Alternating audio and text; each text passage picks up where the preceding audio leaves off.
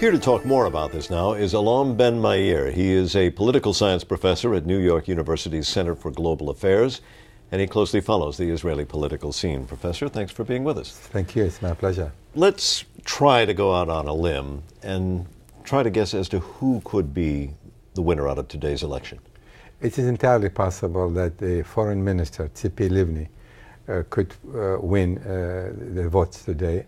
However, she needs to get at least 40% of the vote. So there's no guarantee that if she wins, she's automatically the prime minister? No, because she will have to form a government, and then there's a coalition government. She needs to persuade the various parties, including Labour Party, the Shas Party, the Pensioners, which is the current coalition, to perhaps stay in the government. But she would have some difficulties with the Shas Party, the religious party, because they have different agenda.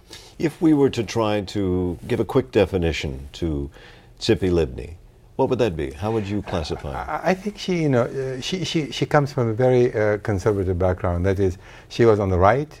Her parents belonged to the Irgun, which was the underground movement before, when the British were in Palestine at the time. And so she has really progressed tremendously from the extreme right all the way to the center. And that is a major development in her political development. She believes today that Israel needs to make peace with the Palestinians. Well, that was my next question. Yes. What impact, because Americans are gravely concerned about this peace process, what impact would she have?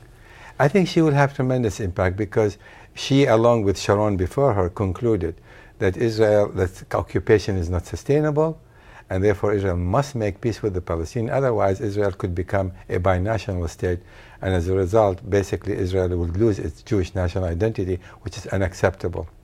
And in order to govern, she will need to come up with a coalition.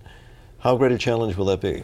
It is a challenge, but it is doable only because of political domestic issues. Barak, at this point, who was the former prime minister, would not be able to win in a general election. So he would stay. That is, he is now the leader of the Labour Party. He will stay in the current government, or he will be in part of the new coalition government. And so does probably the Pensioners. There's a question about Shas, which is the third partner. They have some demands domestically in terms of more appropriation. Hopefully she will be able to persuade them to stay as well. Very quickly, almost out of time, but she goes in, or she went into the voting ahead in the polls, but that's not a guarantee in Israel. There's no guarantee, because the polls have been mistaken, have been wrong before, and they could be wrong again. So the bits are really off as of this point.